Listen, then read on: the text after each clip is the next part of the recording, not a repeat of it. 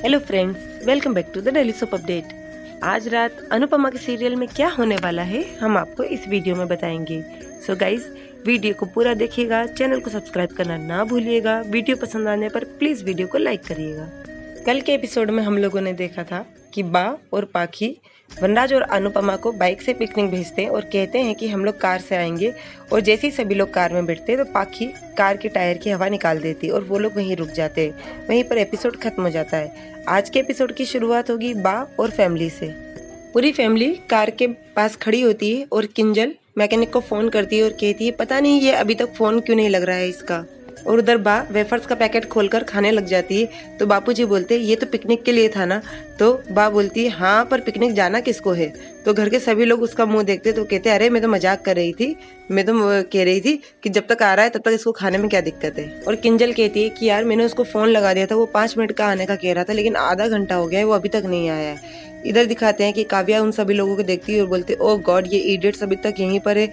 वहाँ पर वी और अनुपमा दोनों अकेले गए हैं, वहाँ पर क्या कर रहे होंगे पता नहीं, ये लोग अभी तक पहुंचे क्यों नहीं। उधर वनराज और अनुपमा को भी दिखाते हैं, वो लोग पिकनिक स्पॉट पर पहुंच जाते हैं और वनराज अनुपमा को गाड़ी से उतार कर बोलता है कि तुम यहीं खड़े रहो, मैं गाड़ी पार करके आता हूँ। वो जैसे गाड़ी पार करके आता है उससे वहाँ पर अनुपमा नहीं दिखती। तो वो सोचता ओ गॉड ये कहाँ चली गई। और वो अनुपमा अनुपमा आवाज लगाता है तो वो कहीं दूर जब जाता है तो देखता है कि वहाँ पर अनुपमा पैरों में घुंघरू बांधकर डांस कर रही होती है और वो दूर से उसका डांस देखता रह जाता है। अनुपमा बहुत अच्छा डांस करती है और डांस करते करते जब वनराज की नजर पड़ती है कि नीचे एक पत्थर पड़ा हुआ है और जो अनुपमा को नहीं पता और अनुपमा डांस कर रही है, तो वनराज को लगता है कि उसके पैर में ये पत्थर लग जाएगा। तो वो दौड़ कर आता है, उस पत्थर के ऊपर अपना हाथ रख देता है और उसी के ऊपर अनुपमा पैर रख देती है और वनराज जोर से चिल्लाता है। अनुपमा अपना पैर हटाती है और देखती है, बोलती है आप यहाँ पर क्या कर रहे हैं। तो वनराज कहता है तुम वहां पर मिली नहीं मुझे, इतनी रिस्पॉन्सिबल तुम कैसे हो सकती हो, मैं इधर उधर देख रहा था, तुम्हें पता है मैं कितना घबरा गया था। और उसे डांटता है तो अनुपमा रोने लग जाती है। तो कहता है अरे बाबा मजाक कर रहा था, रो मत।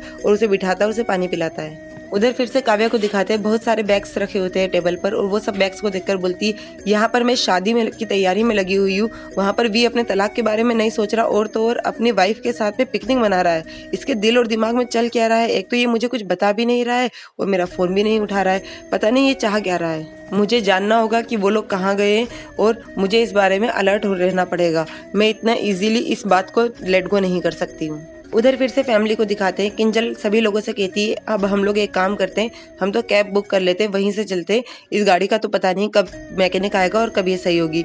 बापूजी मामा जी बोलते हैं हाँ तुम सही कह रही हो, ऐसा ही करते हैं। इतनी देर में पाखी बा को बोलती है बा प्लान बी। तो बा बोलती है हाँ हाँ चलो चलो। वेफर्स को वो बास्केट में डालती है और जैसे आगे कदम बढ़ाती है और अचानक वो अपना पैर मोड़ने का एक्टिंग करती है और जोर से चिल्लाती है। किंजल भी आती है और आकर बा को हाथ पकड़ती है और बोलती है बा आप ठीक है। तो बा बोलती है मैं ठीक कहाँ से हूँ, कितनी जोर से कट से आवाज आई है, इसका मतलब मेरे घुटने पे बहुत जोर से चोट लगी, अरे अरे मुझसे खड़ा भी नहीं हो रहा है, मुझसे चलाया भी नहीं जा रहा है। और किंजल उसे हाथ पकड़ती है और कहती है चलिए बा मैं अपन अंदर चलते हैं। तो बा बोलती है मुझे तो गोदी में लेकर चल, मैं नहीं चल पाऊंगी। और ऐसे धीरे धीरे कर सभी लोग बा को अंदर लेकर आते हैं। बा को अंदर लेकर आते हैं, उन्हें चेयर पर बिठाते हैं, उनके पैर में किंजल पानी गर्म करके लेकर आती है। वो जैसे ही लगाती है तो कहती है अरे बहुत गर्म पानी है, जलाएगी क्या, जा पानी ठंडा करके ला। किंजल फिर जाती है, पानी ठंडा करके लाती है तो वापिस से वो पैर के ऊपर लगाती है। तो बा बोलती अरे क्या मेरे पैर का खून जमाएगी क्या, जा पानी थोड़ा सा नॉर्मल करके ला। बापूजी किंजल का फेस देखते, किंजल फिर से किचन में जाती है, वो नॉर्मल पानी करके लेकर आती है। फिर वो मामा जी से कहती है जा तुम बाम लेकर आ। और वो बापूजी का फेस देखते हुए बोलती है लगता है कि दर्द की दवाई तो मुझे ही खड़े होकर लेनी पड़ेगी। और बापूजी भी दर्द की दवाई लेने जाते हैं। तो बाकी बात से कहती है बा आप तो एक्टिंग बहुत अच्छी करती है, मजा आ गया। इतनी देर में बापूजी दर्द की दवाई देते हैं। दर्द की दवाई बा पाखी को पीछे पकड़ा देती है और पानी पीती है। फिर बापूजी बोलते हैं क्या करूं, डॉक्टर को बुलाएं क्या। तो वो बोलती नहीं बस आप इसी तरह से हाथ पकड़कर मेरे पास बैठे रहिए, मुझे अच्छा लगेगा। किंजल से कहती तुम मेरे पाँव की सिकाई करती रहे। उधर फिर से वनराज और अनुपमा को दिखाते हैं। अनुपमा वनराज से कहती है कि जब आप वहाँ पर गए थे तो वहाँ मुझे बहुत धूप लग रही थी, इसलिए मैंने सोचा किसी छांव वाली पेड़ के नीचे आ जाऊं। और जैसे मैं एक छांव वाले पेड़ के नीचे आई तो मुझे कुछ रास्ता समझ में नहीं आ रहा था, तो मैं बहुत घबरा गई थी, इसलिए मैं सही जगह ढूंढती ढूंढती यहाँ आ गई। यहाँ पर आई तो मन को बहुत शांति मिली और पता ही नहीं चला मैं कब डांस करने लगी और नाचते नाचते ऐसा लगा कि मैं अपने आप से मिल गई। वनराज कहता है वो तो सही है, यहाँ पर बहुत सुकून लग रहा है, बहुत अच्छा लग रहा है, मन को एकदम शांति मिल रही है। फिर थोड़ी देर दोनों चुप होते हैं तो फिर वो अनुपमा से पूछता है अनुपमा 3 दिन बाद क्या होगा। अनुपमा कहती है 3 दिन के बाद में हम दोनों की लाइफ बदल जाएगी, मैं अपनी लाइफ में और आप अपनी लाइफ में खुश रहेंगे। अभी तक यही सुना था कि 7 फेरों से बंधा ये 7 जन्मों का रिश्ता सही में 7 जन्मों तक चलता है, पर नहीं, हम तो एक जन्म भी पूरा नहीं चला सके। 25 साल ही के ही रिश्ते में हम लोगों के साथ में ऐसा हो गया कि हमें तलाक की नौबत आ गई। और कहती है वैसे इसमें गलती किसी की भी नहीं है, मैं आपके कभी लायक ही नहीं थी। मैं घर में गृहस्थी में इतनी उलझती गई कि आपको भी कभी मैं समय नहीं दे पाई और ना ही मैं आपके लायक बन पाई। तो वनराज कहता है don't underestimate to yourself, तुम बहुत लायक हो। और रही बात परफेक्ट की, तो परफेक्ट तो मैं भी नहीं था, लेकिन तुमने भी तो मुझे अपनाया, मुझे भी तुम्हें वैसे ही अपनाना था, तुम्हारी कमियों के साथ में। तुमने भी तो मेरी कमियां अपनाई, लेकिन मैंने तुम्हें कभी समझने की कोशिश ही नहीं करी। अपने लाइफ को, अपने काम को इतना फोकस करता गया कि फैमिली को टाइम ही नहीं दे पाया। पता ही नहीं पड़ा ऑफिस कब घर और घर कब ऑफिस बन गया। और इसी बीच काव्या मेरी लाइफ में आई। हम दोनों एक दूसरे के साथ में बातें शेयर करने लगे, अच्छे दोस्त बने, पता ही नहीं चला कब प्यार हो गया। अनुपमा, मैं तुम्हें कभी धोखा नहीं देना चाहता था, लेकिन मुझे भी नहीं पता पड़ा कि ये सब क्या हो गया, और ऐसा हुआ कि मैं तुम्हें कुछ बता भी नहीं पाया। अनुपमा कहती है छोड़िए ना ये सब बातें, इस बारे में हम लोग बहुत बार बातें कर चुके, कुछ अच्छी और नई बातें करते हैं। फिर वो कहती है आपको पता है जिस दिन आप मुझे देखने आए थे उस दिन मैं कॉलेज में थी और भावेश दौड़ता हुआ आया था कि दीदी चल तुझे एक विनोद खन्ना जैसा लड़का देखने आया है। तो वनराज को हंसी आ जाती है और कहती है कि मेरे तो हाथ पैर ऐसे ठंडे हो गए थे। तो वनराज कहता है हाँ, और मैंने भी तुम्हारे घर की विंडो से तुम्हें भावेश की साइकिल पे ऐसे बैठे हुए देख लिया था, तुम कैसी सहमी हुई सी बैठी हुई थी, और जैसे ही अंदर आई तो कितनी गुस्से में मुझे देख रही थी। तो अनुपमा कहती हाँ, तो तब मैंने आपको अच्छे से देखा नहीं था ना, और जब मैं किचन में गई थी तो किचन की खिड़की से मैं छुप छुप के आपको अच्छे से देख रही थी, और तब मैंने आपको अच्छे से देखा था। तो वनराज कहता है अच्छा अच्छे से देख लिया था, इसीलिए यही रीजन था कि चाय के कप में तुमने 4 चम्मच शक्कर एक्स्ट्रा डाल दी थी। तो अनुपमा कहती है कि वो तो मैंने गुस्से में डाली थी, क्योंकि मुझे लगा था ये वही लड़का है जिससे मेरी शादी हो जाएगी और मेरी पढ़ाई छूट जाएगी, और मुझे गुस्सा आ रहा था, इसीलिए मैंने 4 चम्मच शक्कर एक्स्ट्रा डाल दी थी।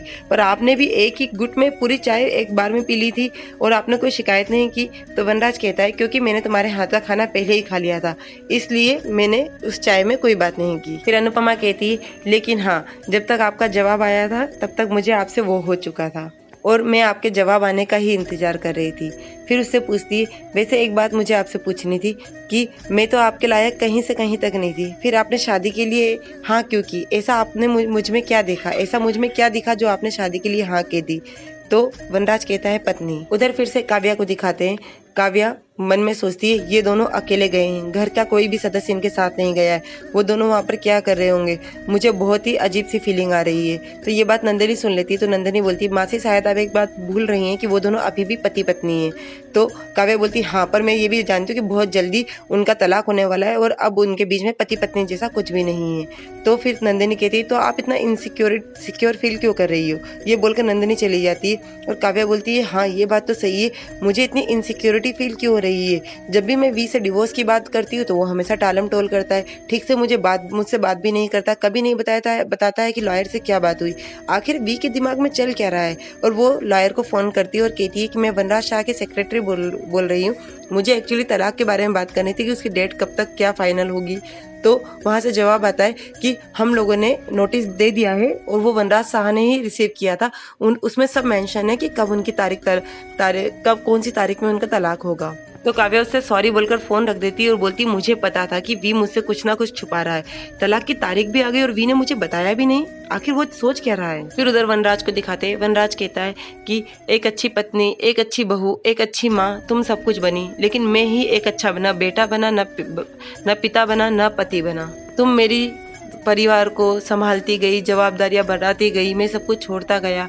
उस दिन मैंने गुस्से में तो बोल दिया था कि हाँ मैं सब हैंडल कर लूँगा, लेकिन अनुपमा मैं कुछ भी हैंडल नहीं कर पाऊँगा, अब मुझे बहुत घबराहट हो रही है। और उसका हाथ पकड़कर थैंक यू बोलता है मुझे और मेरे परिवार को संभालने के लिए, मुझे 3 इतने प्यारे बच्चे देने के लिए और मेरी लाइफ में आने के लिए। उसे इन सब बातों के लिए थैंक यू कहता है और कहता है कि तुमने सही कहा था कि हम लोगों में कुछ तो है, कुछ था, कुछ है और कुछ ऐसा है जो हमेशा रहेगा, लेकिन अब मुझे समझ में नहीं आ रहा है कि मैं ये सब चीज़ें हैंडल कैसे करूँगा, तुम्हारे बगैर घर कैसे चलेगा। तो अनुपमा कहती है आप चिंता क्यों करते हैं, मेरे बाद में काव्या आएगी ना उस घर में, और काव्या अलग जरूर है लेकिन गलत नहीं है। यदि पति का साथ मिलेगा तो वो धीरे धीरे परिवार को भी संभाल लेगी। ये बात बोलती है, थोड़ी देर दोनों चुप हो जाते हैं। इसके बाद वनराज बोलता है चलो चलते हैं, घर के सभी लोग आ गए होंगे। वो दोनों जैसे उठकर जाते हैं, अनुपमा अपना बैग उठाती है तो वनराज कहता है कि सब हैंडल हो जाएगा ना अनुपमा। अनुपमा बोलती है हाँ सब हैंडल हो जाएगा, और दोनों चलते जाते हैं और अपनी पुरानी सारी बातें सोचते जाते हैं, और वहीं पर एपिसोड खत्म हो जाता है। कल के एपिसोड में हम लोगों को दिखाएंगे वनराज बाइक चलाते चलाते अनुपमा से पूछेगा कि परिवार वालों को डिवोर्स के बारे में कब बताना है। उधर काव्या को दिखाएंगे, काव्या बोलेगी अरे वाह भी, तुमने मुझे भी नहीं बताया और अपने फैमिली में किसी को नहीं बताया कि 3 दिन के बाद में तुम्हारा डिवोर्स होने वाला है। जब मैं तुम्हारी फैमिली को बताऊंगी तो उनकी उम्मीदें भी टूटेंगी और दिल भी टूटेगा। और वहां पर जब वनराज और अनुपमा दोनों वहां पर आएंगे तो काव्या भी वहां पर आएगी, और बा वगैरह सभी लोग घर के बाहर आ जाएंगे। तो वो बोलेगी बा से कि ये दुनिया का सबसे कूल कपल है जो डिवोर्स डेट के इतने पास आने के बाद भी पिकनिक पे जा रहे हैं। 3 दिन के बाद में वनराज और अनुपमा का तलाक होने वाला है, और ये बात बा और घर के सभी लोग सुनकर एकदम शॉक में आ जाएंगे। सो गाइस ये सब हमें अगले एपिसोड में दिखाएंगे। सो और आगे की अपडेट के लिए डेली सोप अपडेट से जुड़े रहिएगा। हम लोग कल फिर मिलेंगे नए एपिसोड में, तब तक के लिए take care and bye bye.